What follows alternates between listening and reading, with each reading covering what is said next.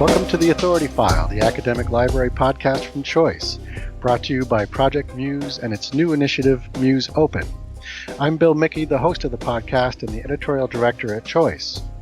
During this four-part series on open monograph platforms, publication, collaborations, and business models, I'll be speaking with Wendy Queen, director of Project MUSE, Barbara Klein-Pope, director of the Johns Hopkins University Press, Dean Smith, director of Cornell University Press, and Sayeed Choudhury, Associate Dean for Research Data Management and Hodson Director of the Digital Research and Curation Center at the Milton S. Eisenhower Library at Johns Hopkins.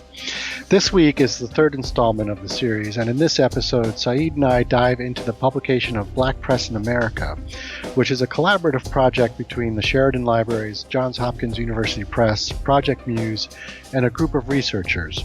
The project goes way beyond what we think of as a traditional open access monograph by integrating a variety of digital resources to support research. Okay, Sayeed, I want to talk a little bit about the Black Press in America project and how it got started. Why don't you give us a little background on that one? Sure. The Black Press in America is really an inspiration from Professor Kim Gallen at Purdue. She's an assistant professor of history. She's also the leader of something called the Black Press Research Collective, which is a group of scholars that are examining African American newspapers and fundamentally exploring the African American experience from their own viewpoint, using their own voices. Mm-hmm. She also has a visiting appointment at Hopkins in the Center for Africana Studies. That's how I met her. And she had mentioned that she had a fellowship from the American Council of Learned Societies to produce a digital publication based on some research around these African American newspapers. So she was working with a couple of her colleagues as well in the Black Press Research Collective, and she wanted to think about interesting and novel ways to produce these digital publications. So she approached the library first and basically said, I'd like to do something open, and I'd like to do something innovative. But ultimately, we ended up talking to the JHU Press for a couple of reasons. So first, she and her other authors indicated that they still cared a great deal about credentialing and sort of the affirmation, if you will, that comes with publishing print books through a university press. There were other kinds of functions, such as editorial review or peer review, that a university press, print publishing process provided that the library could not. Mm-hmm. So that was a very important driver in terms of starting conversations with the press. We also, I've never asked Kim this question, so I'm sort of speculating on her behalf. I think she assumed that if she wanted to do something innovative, she couldn't go to the press. And I basically had to explain to her that Hopkins Press is doing quite a bit of innovative things, particularly through MUSE Open. Mm-hmm. I think there are some opportunities there to naturally align with what they're already doing.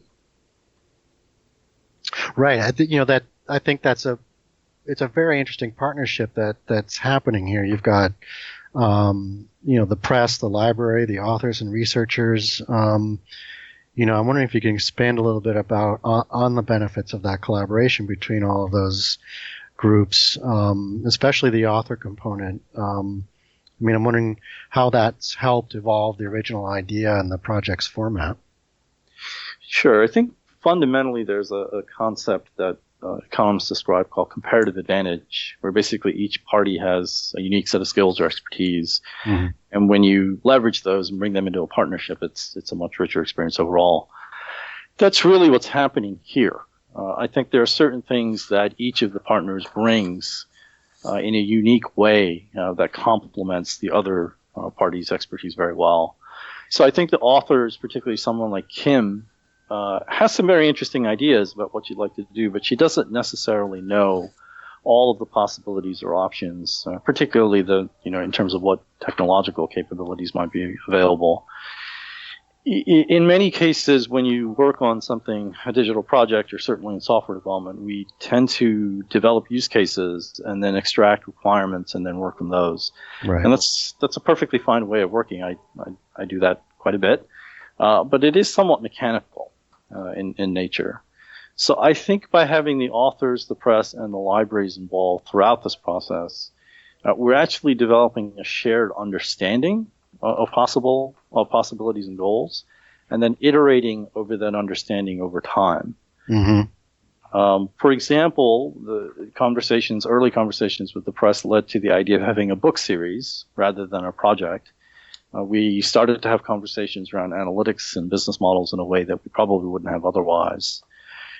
Bringing MUSE Open expanded the partnership by basically talking about what does it mean to connect from print books to ebooks to this accompanying set of digital products. So much more of a linked prospect across these different kinds of content and different kinds of publications. If Kim had worked with a library only, I suspect we probably would have ended up with 4 EPUB files in our institutional repository. And, that may be a perfectly fine outcome, but I think what we're doing now is much richer and much more interesting from an exploratory or experimental perspective. Okay, excellent. Yeah, I do want to get into a little bit more detail around sort of that richer experience and how the different content types that you're developing or linking together are playing into that. And I'm going to pull Wendy into this question as well, but Sayeed and Wendy, you both presented on a panel about Black Press in America at the Coalition for Networked Information, where you talked about the way in which BPA could be thought of as an open educational resource, but not in the sense that it will be a simple module that plugs into Blackboard or Moodle, for example. I'm wondering if you could talk about sort of your impression of what you mean by an OER in this context, about how pairing a primary source or pairing primary source material from Black Press in America and the variety of scholarly material that's available in MUSE and across the web, that in your minds makes BPA an OER type of product. I guess in other words, how could Black Press in America be expanding on what we currently understand as an OER? Yeah, I do remember that question. And truth be told, there was a little bit of maybe irritation at the way we were asserting this is an open educational resource. So I actually was involved with the Sakai project some years ago, and during that time, I was on a UNESCO mailing list focused on open educational resources. And in many ways, UNESCO is credited with coming up with that term and that concept. Mm-hmm. And I remember very clearly after the session was over when someone came up and said, if you don't integrate this into something like Blackboard, you can't really call it an OER. And I turned to Wendy and I actually said, I don't agree with that definition. And I think Wendy had said something like, why not? And I didn't have a good answer. So I actually went back to look at the original UNESCO report that was produced on OER. And if you will humor me, I'm actually going to just read a few lines from the introduction. Sure. And it basically says the concept of an open educational resource describes any educational resource and any other materials that have been designed for use in teaching and learning that are openly available for use by educators and students without an accompanying need to pay royalties or licensing fees. The term is largely synonymous with another term, open courseware, although the latter may be used to refer to a specific, more structured subset of OER. They go on to say that the key aspect is that it is a resource, which is a certain type of learning, and the key differentiator is the license.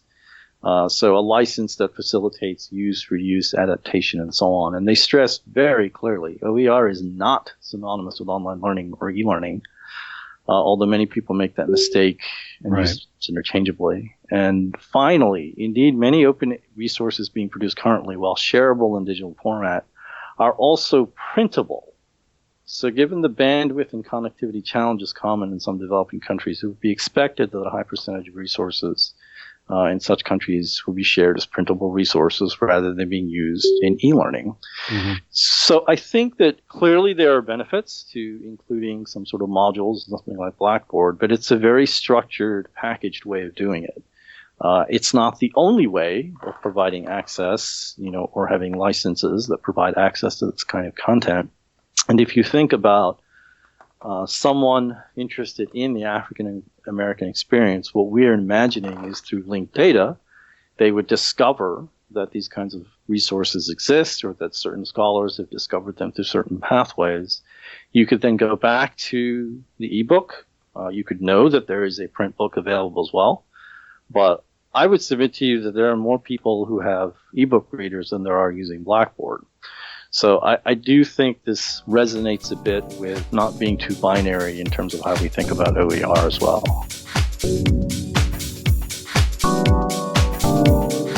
MUSE Open is an initiative to distribute open access monographs on the Project MUSE platform with a best-in-class, scholar-informed user experience. Supported by a grant of nearly $1 million from the Mellon Foundation, Project MUSE's goal is to deliver OA monographs that will be broadly shared, widely discoverable, and richly linked. Through collaboration with its participating publishers, hundreds of books will be freely available on MUSE when it launches its newly redesigned platform this summer. MUSE Open amplifies MUSE's commitment to the scholarly community with OA monographs that are visible, fully integrated in the research process, and potentially transformative on their trusted and highly diversified platform. To find out more, go to muse.jhu.edu/MuseOpen and follow Project MUSE on Twitter, Facebook, and LinkedIn. Don't want to be afraid. Right. You mentioned linked data, and I think that's one of the things that makes Black Press in America such an interesting project. So if you could just describe a little bit more what you mean by linked data and data linking and that whole functionality. You know, Sayeed, I think you've mentioned earlier that you've called this sort of an aggregation in sort of more contemporary terms. You know, can you talk a little bit more about that? When I use the word aggregation, I really mean it in the linked data sense of the word, or the semantic web sense of the word. Okay. Particularly as it's defined in something known as the Object Reuse and Exchange Protocol, or OAI, ORE. And it's fundamentally an acknowledgement of the compound nature of scholarly communication today. So we're no longer talking about the article by itself or the book by itself, but rather those are objects that are part of a longer story that has a series of stages, and that there are connections between those. So obvious ones you might think of are connections to data, figures, images, so on. But increasingly simulations, software code, all the types of products that are used to get to certain stages of the story. I think you'd heard in earlier episodes the idea of a book as a container. And I think that's a good description. And that particular container has certain advantages, but certain limitations. There are other containers that have different advantages and different limitations. So by being able to combine, in some sense, all these different containers, you sort of harmonize the whole experience in some sense. Okay.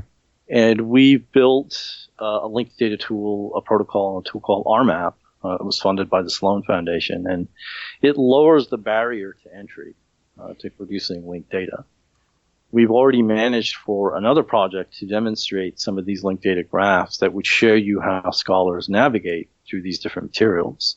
So giving other researchers or even the general public a sense of how is someone exploring this very interesting web of content. Mm-hmm.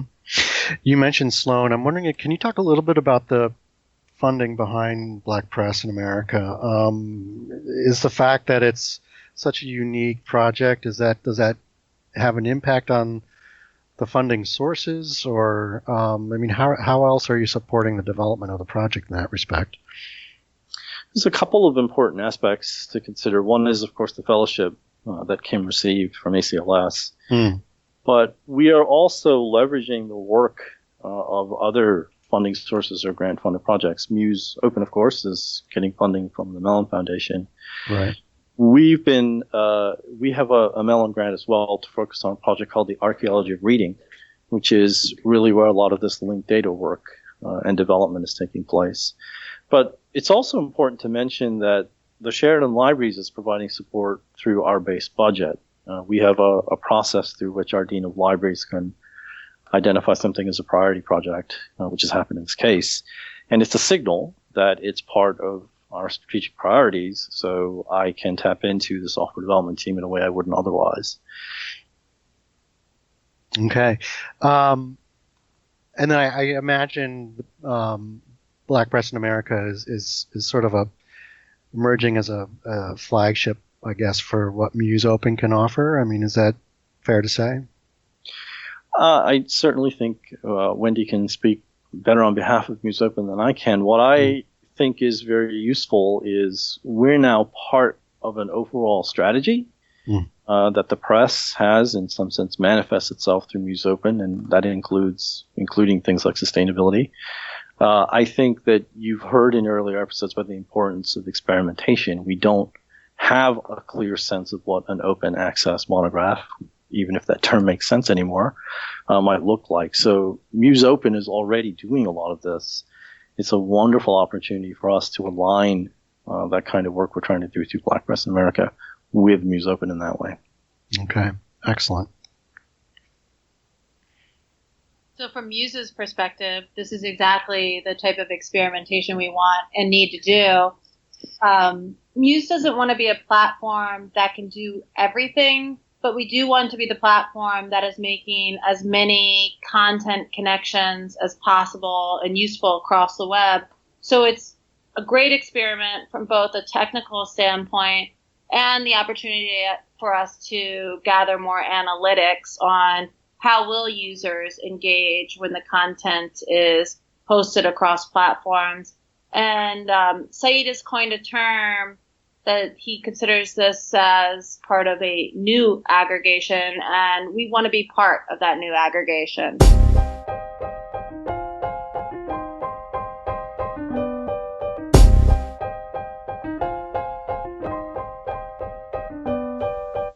That was just Wendy Queen, Director of Project MUSE. We also heard from Sayeed Choudhury, Associate Dean for Research Data Management and Hudson Director of the Digital Research and Curation Center at the Milton S. Eisenhower Library. This concludes episode 36, the third of 4 episodes on open monograph platforms, publication, collaborations, and paths. This episode was brought to you by Project MUSE. Be sure to join us for the next episode, where we talk with Wendy Queen, Barbara Klein-Pope, Dean Smith, and Sayeed about the future of open monograph publishing.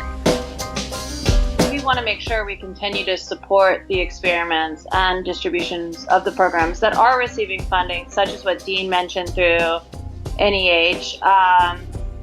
We want to create the systems that help keep the cost down for publishers and give them back valuable usage data to support and learn from their efforts. So we can't stress enough about the need through all of this experimentation to collect data and learn from that data. Find all of the episodes of The Authority File on your favorite podcast app or on our website, choice360.org. Just click on the librarianship dropdown. That's all for this week. Thanks for joining us.